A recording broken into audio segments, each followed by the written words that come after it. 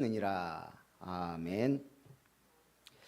따라합니다. 주님께서 나를 말세의 사명자로 부르셨습니다. 말세의 사명자입니다. 마지막 때의 사명자. 그래서 우리는 말세, 한마디로 종말에 대해서 생각해야 되고 대비해야 돼요. 우리 나이 먹어서 노인이 되는 것을 대비하지 않으면 어떻게 돼요? 노인 돼서 힘들어요. 그래서 올바른 뭐가 있어야 돼요? 내세관이 있어야 돼요. 지금 국민의힘 전 대표 이준석 씨가 뭐 하고 있어요? 일일 일 작심 발언하고 있어요. 누구한테? 윤 대통령하고 윤핵관에게. 일일 일 작심 발언. 배신의 분노가 섞인, 자기 정치 생명의 위기를 느낀, 그러면서도 국면 전환을 위한 뭔가 복잡하고 다양한 심정을 가지고 일일 일 작심 발언을 하고 있어요. 저는 그걸 보며 그렇게 생각했어요. 우리가 더 낫다. 뭐가 나아요? 우리는 일일 일 말씀 붙잡고 승리하시기 바랍니다. 매일 일일 일 작심하면 어떻게 돼요? 본인도 죽고 듣는 사람도 죽고 국민도 짜증나고. 우리가 원하는 게 그게 아니잖아요. 우리는 교회를 다니는 게 중요한 게 아니에요. 일일 일 말씀 붙잡으면 어떻게 되겠어요? 엄청난 역사 일어나는 거예요. 자, 오늘 개인 종말 있습니다. 우리는 다 죽습니다. 시대 종말 있습니다. 강대국들이 멸망했거나 아니면 1차 산업, 2차 산업, 3차 산업, 이제 4차 산업을 향해 갑니다. 또 지구 종말 있습니다. 언제? 주님이 다시 재림주로 오시는 그날. 여기에 대한 올바른 견해가 있어야 됩니다. 그러면서도 멸망에 대해서 우리는 알아야 돼요. 인류의 첫 번째 멸망이 언제였습니까? 노아 홍수 시대. 왜 멸망했죠? 크게 세 가지예요. 첫째는, 가장 중요한 이유는 네피림 시대예요. 네피림 시대. 하늘에서 떨어진 자들이 정치, 권력, 문화를 장악한 시대. 하늘에서 떨어진 자들이 누구예요? 사단, 마귀, 악령, 귀신, 이런 것들이에요. 걔들이 어떻게 세상을 장악했어요? 정치인, 무속인, 이게 결탁하면서 이상한 정치 문화가 된 거예요. 자, 그러니까 두 번째 이유가 생겨요. 한마디로 말하면 사단이 세상을 장악한 시대, 문화를 장악한 시대. 뭐가 막 드러나죠? 죄가 관영해요. 우상숭배, 종교가 심해지면 뭐가 심해져요? 죄가 심해져요. 인권 없는 나라들 보세요. 지금 인도나 모슬렘 보세요. 우리는 상상할 수 없는 죄들을 저지르고 있잖아요. 죄악이 관영해요. 그리고 세 번째 이유가 가장 중요해요. 뭐예요? 하나님을 잃어버리고 찾지 않은 시대. 하나님을 안 찾아요. 그러나 의인은 있었습니다. 누구예요? 노아. 새로 시작한 거예요. 한마디로 하나님이 창조하신 생명을 다 엎어버렸어요. 그래서 물로 심판했습니다. 두 번째 대표적 멸망은 국지전이에요. 소돔과 고모라. 소돔과 고모라는 어떻게 멸망했죠? 하늘에서 뭐가 떨어졌어요? 여러분, 멸망에 대해서 전문가가 돼야 돼요. 최소한 성경에서 말하는 멸망. 뭐가 떨어졌다고요? 불만 떨어졌어요? 불과 유황. 유황이 뭐예요? 어마어마하게 타는 막 불덩어리. 한마디로 불 덩어리들이 유황과 함께 막 떨어졌으니 왜 그랬죠? 그때도 창세기 18장에 보니까 여호와께서 이르시되 소돔과 고모라에 대한 부르짖음이 크고 죄악이 심히 무거우니 내가 이제 내려가서 그 행한 모든 것이 과연 내게 들린 부르짖음과 같은지 그렇지 않은지 내가 보고 알려 하노라. 하나님이 직접 북한 땅에 내려가서 살피신다고는 안 해요. 성경 뭐라 그래요? 그들이 너무 힘들고 막 하면은 부르짖는다는 얘기. 사람들이 고통을 부르짖으면 하나님은 그 고통을 들으세요. 그리고 진짜 맞는지 확인하겠다. 누구를 보내요? 하나님이 주의 천사 사자들을 보내요. 보내는데 그냥 보내요? 누구 집에 들렀어요? 아브라함 집에 들렀어요. 그래놓고 얘기해요. 뭐라고요? 저 소돔과 고모라가 너무 지금 죄악이 관영하고 사람들의 고통에 부르짖는 소리가 커서 우리가 하나님의 명을 받고 가는 중이다. 왜 알게 했어요? 아브라함만이 그 성을 구원할 수 있는 유일한 중보 기도자예요. 그래서 아브라함이 뭐라 그래요? 아니 그러면 그 성에 다 악인만 있는 거 아니고 의인도 있지 않겠습니까? 만약 의인 50명 있으면 그 50명을 악인과 함께 멸하시겠습니까? 그러니까 뭐라 그래요? 그 50으로 인해 멸하지 않겠다. 그러니까 이제 아브라함이 딜을 해요. 45명이면 어떻습니까? 멸하지 않겠다. 40명이면 어떻습니까? 멸하지 않겠다. 한 번만 더 들으십시오. 30명이면 어떻게 하겠습니까? 멸하지 않겠다. 대답이 너무 확실하니까 수월하니까 뭐라 그래요? 그러면 더 나가도 되겠는데? 우리가 그러잖아요. 이거 좀 깎아주세요. 깎아주세요. 계속 깎아주면 우리가 그러잖아요. 더 갈 때까지 가보자고. 20명이면 어떻겠습니까? 20명으로 인해 멸하지 않겠다. 마지막으로 한 번만 더 얘기할 테니까 노하지 마십시오. 10명이면 어떻겠습니까? 그 10명으로 인해 멸하지 않겠다. 그 성에 의인이 몇 명 있었죠? 네. 조카 롯과 그 딸 둘과 마누라 4명. 이 사위 둘은 전도가 안 됐어요. 4명밖에 없었어요. 10명만 있으면 그 성이 멸하지 않았을 텐데 결국은 멸망받았습니다. 자, 오늘 우리는 나이를 먹어갑니다. 죽습니다. 언제 누가 먼저 죽을지는 모르지만 제가 뉴스에 보니까 100세 시대 4가지 노인의 유형.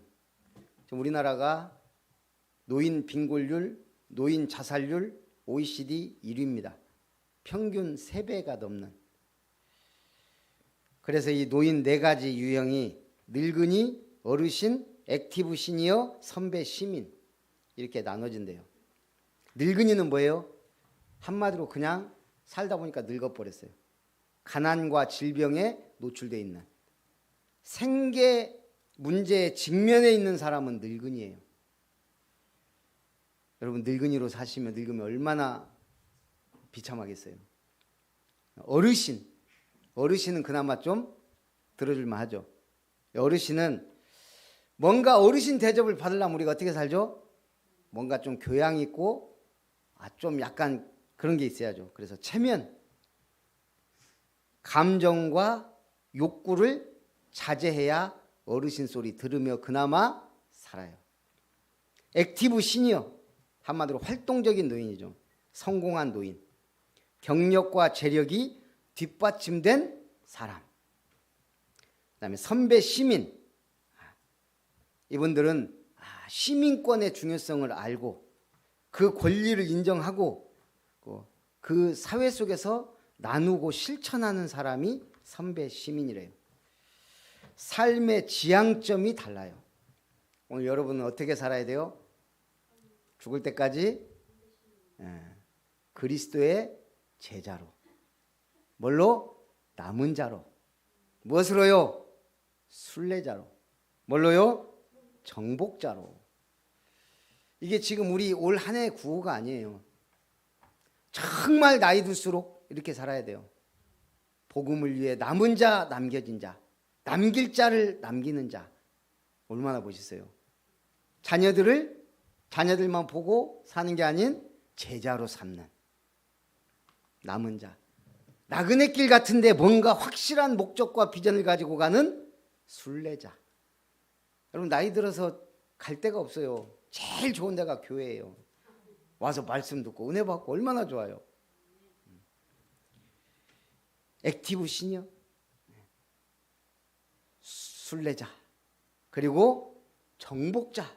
마지막까지 갈렙처럼 내가 시방 80세인데 건강합니다. 이 땅을 내게 주십시오. 모세는요 120살 죽을 때까지 눈도 쇠하지 않고 귀도 먹지 않고 정정한데 하나님이 이제 너 그만 살아라 하고 데려가셨어요. 병들고 아파서 죽은 게 아니에요. 하나님이 은혜 주시면 딱 100세가 돼도요 건강하게 살다가 주님 갑니다 하고 그날 딱 바로 가요. 진짜 믿음의 사람들 그렇더라니까요. 안 죽으려고 발버둥 칠 것도 없고 미련이 있어갖고 할 것도 없어요. 옆에 분하고 인사하세요. 멋지게 삽시다. 아름답게 삽시다. 그래서 어떻게 해야 돼요? 오직 그리스도의 복음, 최고의 가치를 가진 자, 오직 하나님의 나라, 그걸로 끝나면 안 돼요. 하나님 나라와 그의 일.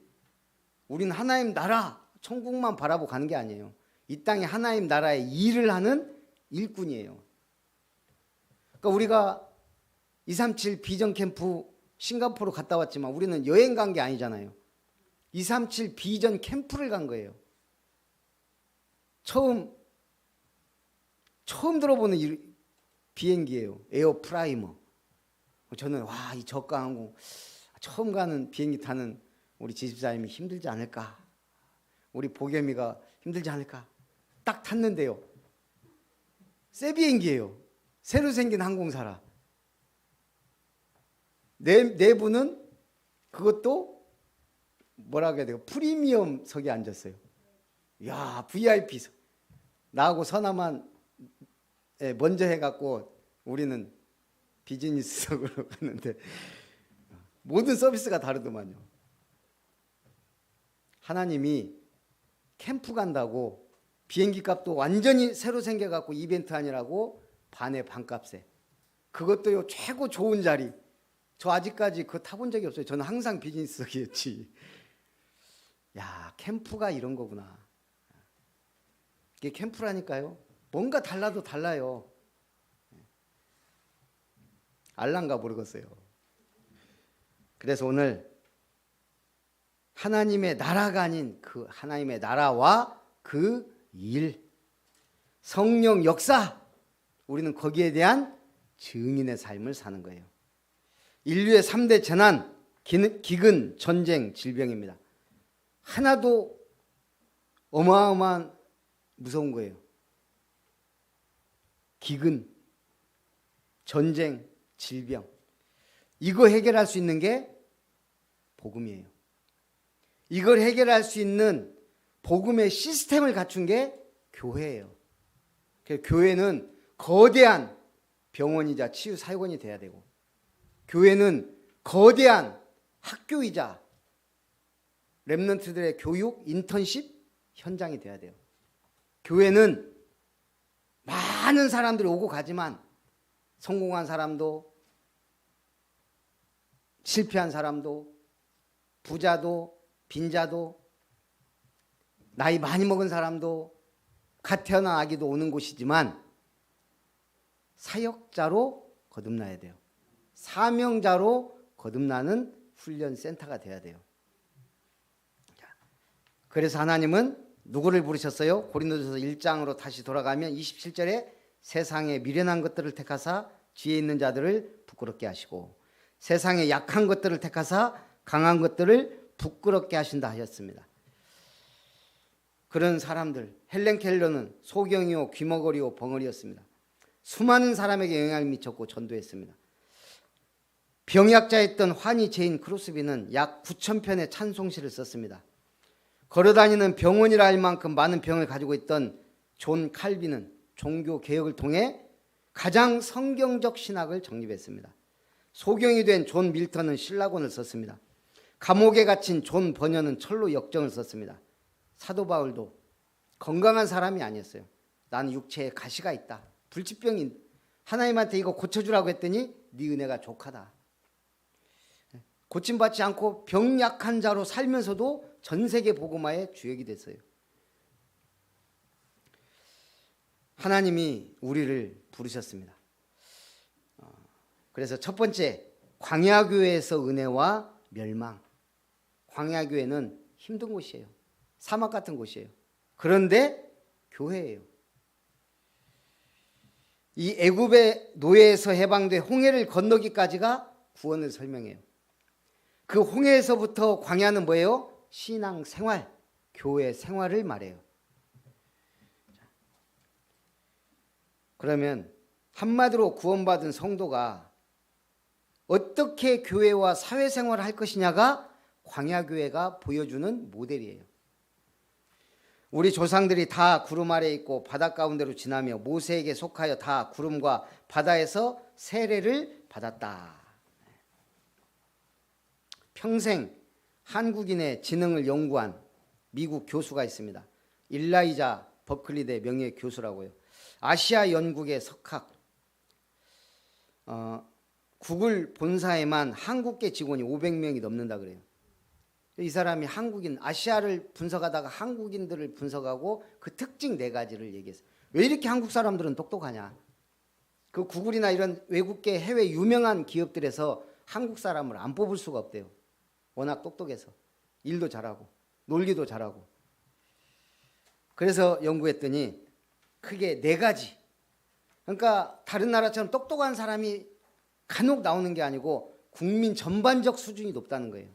그 세계 IQ 2위, 1, 2위를 다투죠. 왜 그러냐? 첫 번째,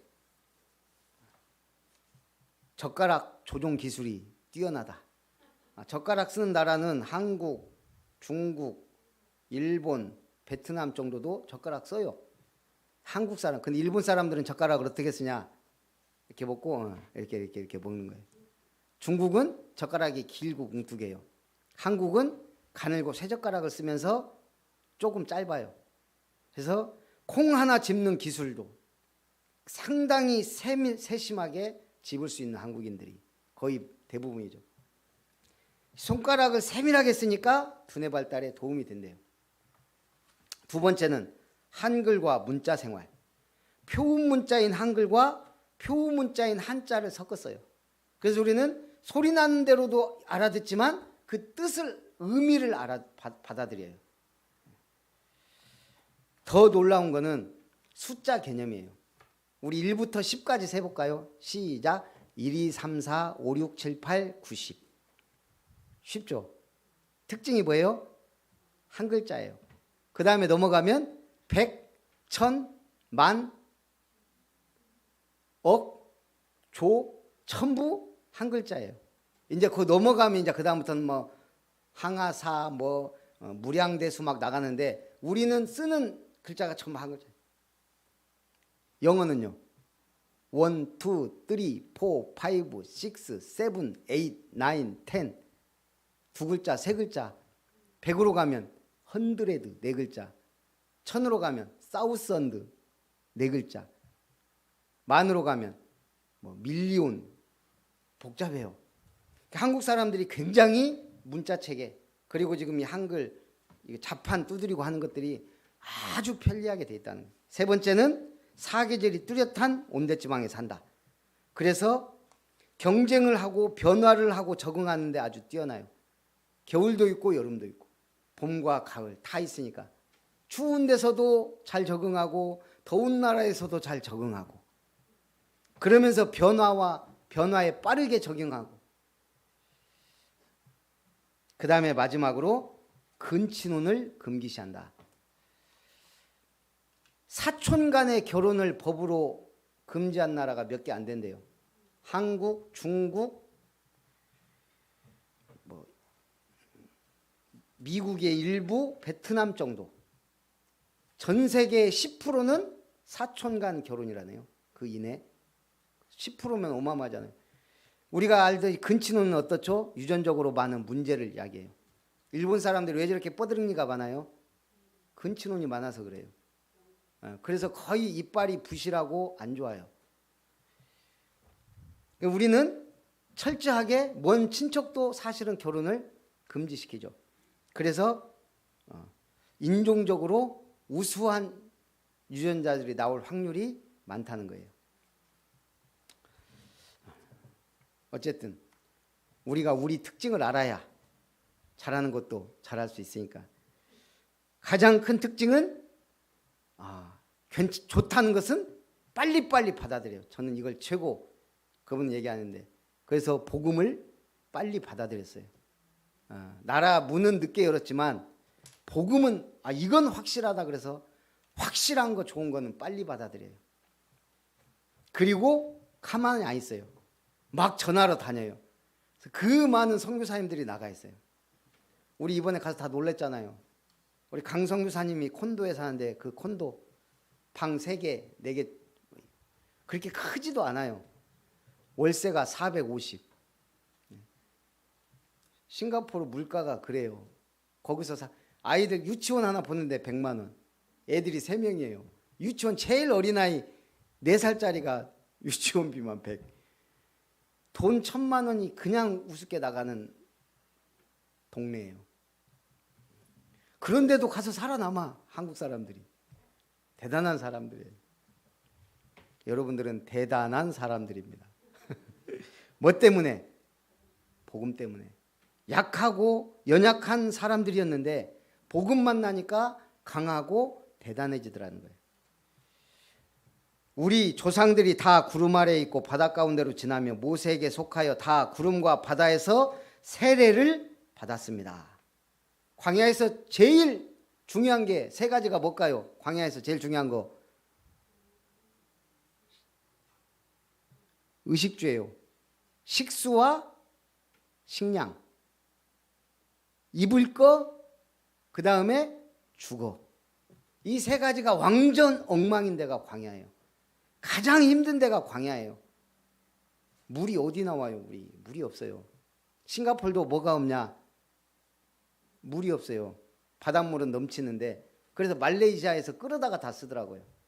물이 없어서 제일 문제였대요. 초창기 때. 그만큼 물은 중요해요. 그리고요 사는 거 편안하게 자야 다음날 뭘 하잖아요. 근데 그게 없어요. 계속 텐트 들고 다니다가 하나님이 멈추라면 거기서 멈췄다가 언제 멈춰도 어떨 때는 이틀, 어떨 때는 일주일, 어떨 때는 한 달 그러다가 가라면 또 접어갖고 텐트 들고 가야 돼요. 그 생활을 40년을 했어요.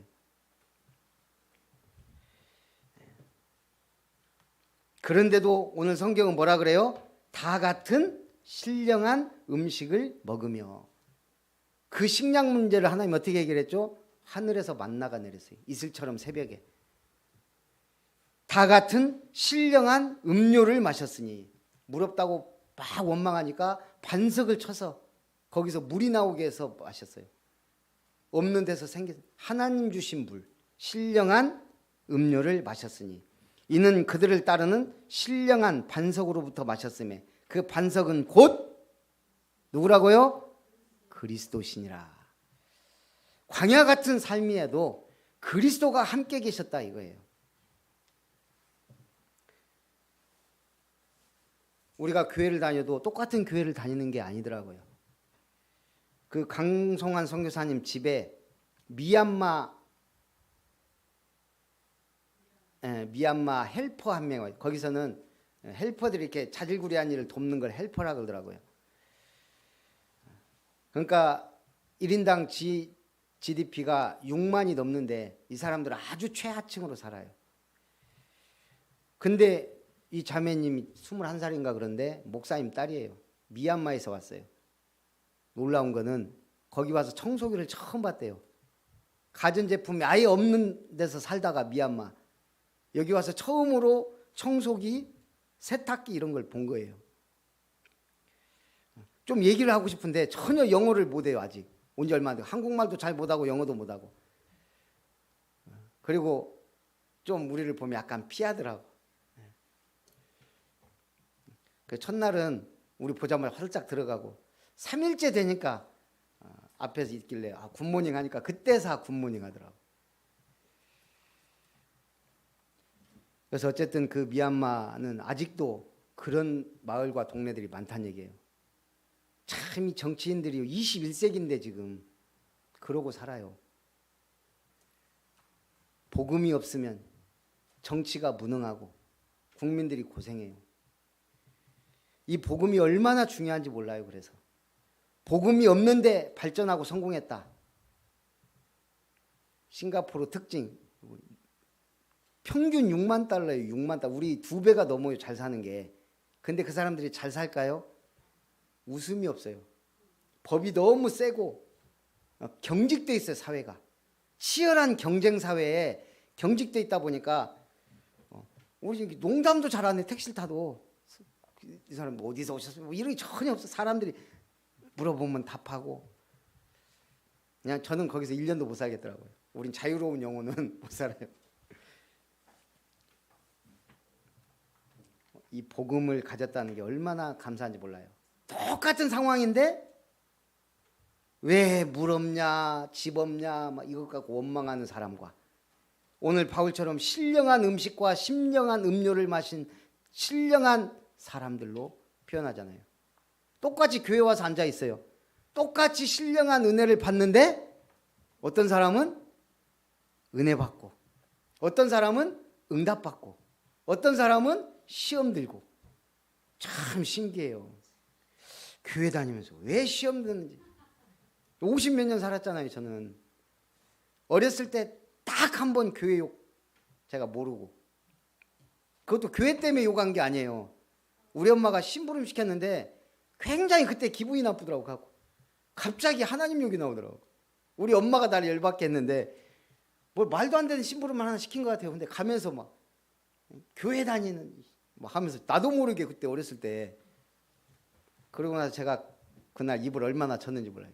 다시는 아니에요. 나도 모르게 화나니까 교육이 나가는데 영적 문제인가 봐요. 제가 지금까지 안 잊어버려요. 그 어렸을 때. 그러고 나서는 교회 욕한 적이 없어요. 목사님하고 장로님하고 싸우면 주여 나는 멋진 장로 돼야지. 예. 우리 친구들 교회 다니면서 막 도둑질하고 별짓 다 해도 나는 멋있게 살아야지. 그 기도 제목이었어요. 비교적 제가 은혜 받고 이렇게 멋있게 삽니다. 그러나 그들의 다수를 하나님이 기뻐하지 아니하셨으므로 그들이 광야에서 멸망을 받았느니라. 참 많은 사람이 멸망받았어요.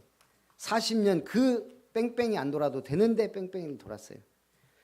그래서 이러한 일은 우리의 본보기가 되어 우리로 하여금 그들이 악을 즐겨한 것 같이 즐겨하는 자가 되지 않게 하려 함이라. 스코틀랜드 종교 개혁자 존 낙스, 박해의 상징인 피의 메리라 불리는 메리 여왕이 이 통렬하게 비판하니까 그런 책도 출간했을까요? 여왕의 비위를 건드리는 바람에 왕정파에 의해 체포된 적이 있습니다. 이때 당시에 체포되면 기독교인은 거의 사형이에요. 왕이 기독교인이 되면은 이제 천주교인들이 박해를 당하고 가톨릭 왕이 되면은 기독교인들이 핍박을 당하고 그랬던 시절. 그때 그대의 신앙과 그대가 말한 것을 철회할 생각이 없는가라고 재판관이 무섭게 쏘아보며 말했어요. 목숨이 왔다 갔다 한 순간 그때 존 낙스가 말합니다. 내 마음이 그것을 생각했다. 내 입이 말했고 손이 그것을 썼습니다. 만일 그것으로도 모자란다면 하나님의 은총을 힘입어 피로써 그것을 증명하겠다. 나는 죽음이 두렵지 않다. 이 가톨릭의 잘못된 것, 지금 여왕이 잘못하고 있는 것, 내가 책으로 쓴 것 후회하지 않겠다. 피로써 증명하겠다. 죽여봐라 이 말이에요. 지금 그 피의 메리가 제일 무서워한 게 존 낙스의 기도라 그랬어요. 그렇게 무섭게 기독교인들을 죽여서 피의 메리가 됐는데도 기도의 사람이 얼마나 무서운지 대단한지를 안다는 얘기예요. 승리하시기 바랍니다. 여러분이 결단하고 기도할 때 아무도 못 막는 기적과 응답이 일어날 줄 믿습니다. 두 번째는 말세를 만난 우리를 깨우치기 위해 기록된 말씀이다. 그들 가운데 어떤 사람들과 같이 너희는 뭐하지 말라? 우상 숭배하는 자가 되지 말라. 우상 숭배하다가 수만 명이 죽었어요. 모세 없어졌다고 막 우상 숭배했어요. 주를 시험하다가 원망하다가 멸망시키는 자에게 멸망했다 그랬어요. 뭘 시험했죠? 하나님 우리를 죽이려고 광야로 보냈구나. 먹을 것이 없고 입을 것도 없고 물도 없고 시험하고 원망하다가 멸망시키는 자. 여러분 사자는 두 종류의 사자가 있어요. 멸망의 사자, 죽음의 사자, 아니 도움의 사자. 그래서 우리는 멸망받을 자가 아니고 은혜받은 자예요. 싱가포르는 무역과 금융의 중심 도시로 저렇게 발전했어요. 가보니까 한 몇 가지로 나뉘더라고 사람들이. 일단 제일 많은 게 중국계. 차이나타운이 곳곳에 있어요. 거기에는 주로 절이 있어요. 아랍계, 아랍 스트리트도 우리가 가봤어요. 아랍계 사람들은 거기에는 중심에 뭐가 있겠어요? 이슬람, 모스크 사원이 있어요. 힌두교 사원도 있고. 인도계가 또 있더라고요. 인도 사람들은 딱 표시가 나요. 조금 꺼무잡잡하면서도 여기다가 빨간 점 찍고 다녀요. 그들이 있는 곳에 작은 인도 도시도 지나쳤는데 거기 힌두교가 딱 벌써 제일 잘 보이는 곳에. 그리고 말레이계를 대표하며 동남아시아계들이 있어요. 동남아시아 사람들. 그 사람들도 거의 모스크 이슬람권 사람들이에요. 모스크. 그런데 싱가포르 중심부에 어마어마한 교회 하나를 우리가 보고 왔어요. 뉴 크리에이션 교회, 재창조 교회. 교회가 와 제가 본 중에 최고 어마어마하더라고요. 거기를 좀 들어가 봤어야 되는데 사진만 찍었는데요. 교회가 진짜 막 건물이 어마어마해요. 그걸 다 교회로 쓰는 건 아니에요. 그리고 유대인들이 있어서 유대인 회당도 가보고 프리메이슨 로지도 가보고 우리가 이번 보러 가자 했기 때문에 보고 왔어요. 그렇게 작은 나라 안에 모든 종교와 우상, 전 세계 우상과 종교가 다 있어요. 우리는 눈을 열어야 돼요. 정말 복음 가진 사람이 극소수라는 걸 현장 세상 나가보면요. 우리가 이 교회도 적고 복음 가진 사람은 더 적고 너무 귀한 거예요. 그들에게 일어난 이런 일은 본보기가 되고 또한 말세를 만난 우리를 깨우치기 위하여 기록되었느니라. 광야에서 40년 동안 원망하고 시험하고 불평하다가 죽어간 사람들이 그들은 그렇게 죽었지만 그들이 우리에게 뭐가 됐다? 본보기가 됐다는 얘기예요. 우리는 그렇게 죽지 말라는 거예요. 전 여자 배구 국가대표 감독 김철용. 도무지 빈틈이 없는 사람이에요. 술도 담배도 안 하고 스트레스 같은 건 그에게 사치고 그의 머릿속에는 오직 배구와 하나님이 있을 뿐이다. 그는 어디서나 새벽기도에 간대요. 선수들 이름 각자 부르면서 1980년 8월 성남 송림 고등학교에 체육교사 겸 배구 감독으로 부임해서 1년 만에 1, 2학년 만으로 전국대회 우승. 그때부터 지도자로서 꽃을 피우기 시작. 일신여상 118연승. 호남정유 감독으로 92연승. 그의 경기는 뒤집기, 역전이 많았다는 거예요. 역전이 쉽지 않아요. 특히 배구. 왜 그랬을까요? 기도하는 사람이니까요. 그의 머릿속에는 배구와 기도밖에 없다. 하나님밖에 없다. 멋있는 말이에요. 군산 사람이더라고 그것도. 그래서 그의 꿈은 세 가지. 국내 재패, 아시아 재패, 세계 재패. 오직 배구로. 이게 우리가 그냥 똑같은 일을 해도 복음 가진 사람, 기도하는 사람 달라요. 결과를 놓고 보면 엄청 달라요. 어쨌든 박항서 감독은 기도의 배경이 있는 사람이에요. 본인도 기도하고. 그러니까 베트남에 엄청난 역사를 썼잖아요. 저 사람들이 은혜를 몰라서 그렇지. 그래서 여러분들은 다른 사람이에요. 세상 사람들과는 다른 사람. 그래서 이 말세의 신앙 가운데 뭐부터 하지 말라? 절대 우상숭배하지 마라. 주님 시험하고 원망하고 불평하지 마라. 불신앙하지 마라. 그 다음에 또 하나 얘기했어요. 13절에 사람이 감당할 시험 밖에는 너희가 당한 것이 없나니 오직 하나님은 미쁘사 감당치 못할 시험 당함을 허락하지 아니하시고 시험 당할 즈음에 피할 길을 내사 능히 감당하게 하시느니라. 말세에 뭐 하지 말라고요? 시험 들지 말라. 시험은 오는데 거기에 빠지지 말란 말이에요. 저라고 시험이 왜 없겠어요? 다 시험은 있어요. 바울에게, 다윗에게, 모세에게 시험이 더 많았어요. 그러나 그걸 빠지지 않고 이기고 더욱 빛나는 증인들로 바뀌었단 말이에요. 드루디컬 소사이어티, 드루드웨라는 단체 39명 회원인데요.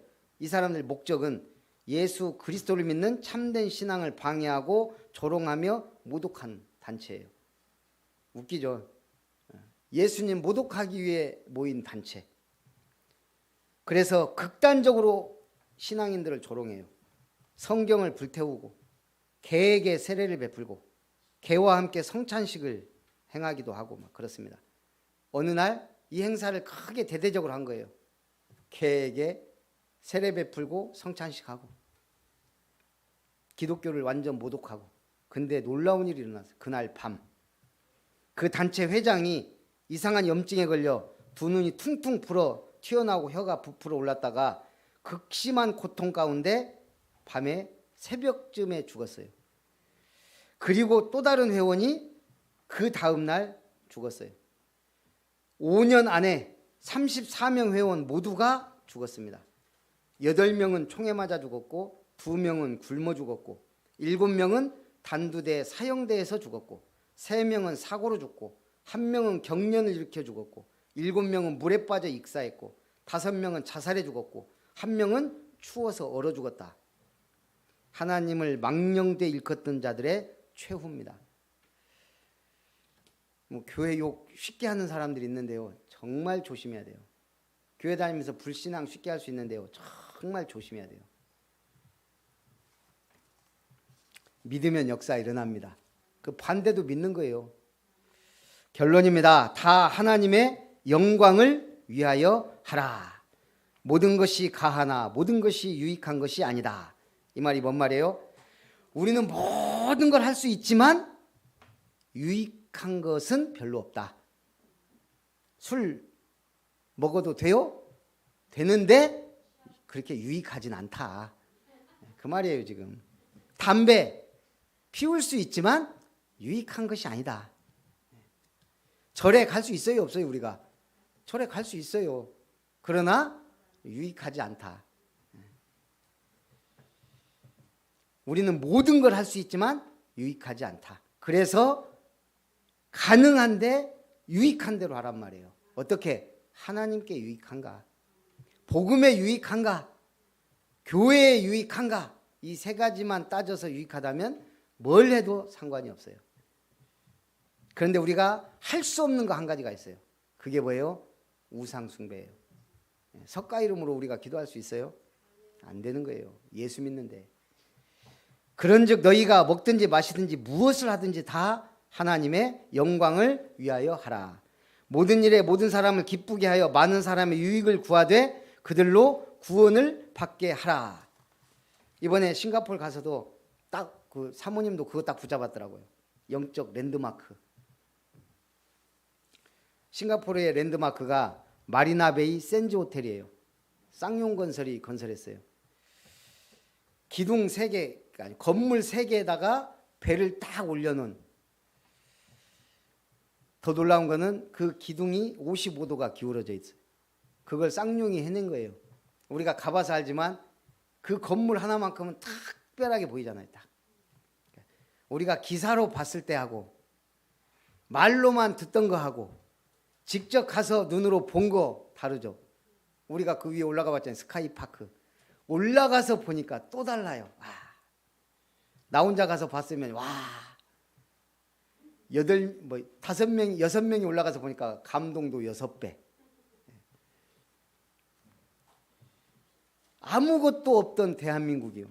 지금 전 세계 도시들의 랜드마크를 건설했어요. 세계에서 당시 제일 높은 두바이의 부르즈 칼리파. 세계 최고 산이 에베레스트예요. 몇 미터죠? 에베레스트. 몇 미터인지는 모르지만 우리가 몇 미터 급이다 알잖아요. 8,000미터, 8,000미터. 그런데 8,848이에요, 에베레스트가. 근데 두바이 할리파가 829.84m예요. 거의 에베레스트하고 맞먹는 높이. 이걸 한국의 삼성물산이 지었어요. 말레이시아에 가면 페트로나스 트윈타워가 있어요. 쌍둥이 빌딩. 한쪽은 일본이 짓고 한쪽은 한국이 지었어요. 둘이 경쟁이 붙었어요. 일본이 먼저 한 달 시작했어요. 한국의 이 대단히 빨리빨리 문화로 일본을 이겼어요. 그 유명한 페트로나스 타워. 그것도 삼성물산이 지었어요. 튀르키예라고 터키 세계 최장 현수구 차나칼레 1915 대교. 그 다리, 세계에서 제일 긴 다리 2023m짜리 다리를 한국의 DLENC 이순신대교 건설한 그 회사와 SK가 건설했어요. 카타르의 국립박물관. 한복희 권사님 집에 가면 나 보고 싶었는데 사막의 장미라는 돌이 있어요. 돌이 뾰족뾰족 막 여러 가지 아름답게 막 난 거. 이 카타르가 갑자기 석유가 나오면서 어마어마한 부국이 됐잖아요. 근데 보니까 아랍에미리트엔 두바이 할리파가 있고 막 있는데 우리는 랜드마크가 없어요. 공모를 한 거예요. 이 사막의 장미와 같이 아름다운 건물을 지을 수 있는 건설사에게 수주하겠다. 대부분 세계 건설사들이 입찰도 포기할 만큼 어려운 그걸 한국 현대건설이 하겠다 그래가지고 시공했어요. 제가 봤는데 정말 사막 장미처럼 만들었어요. 카타르 국립박물관. 이런 것들을 다 한국이 만들었어요. 한마디로 말하면 아무것도 없던 건설사, 세계적인 랜드마크를 만들었듯이 우리는 지금 아무것도 없는 것 같지만 순천에 뭘 아름다운 사람들의 도시, 아름다운 교회가 있는 순천을 만들어야 되잖아요. 그래서 우리도 영적 랜드마크를 꿈꾸며 참 응답받기를 주님의 이름으로 축복합니다. 살아계신 하나님, 이 말세 때 올바른 종말관을 가진 사명자로 부르심을 감사합니다. 광야 교회에서도 은혜 받은 사람이 있지만 많이 멸망받은 것을 보며 우리가 본보기로 삼아 우리는 원망하지 않고 불신앙하지 않고 오직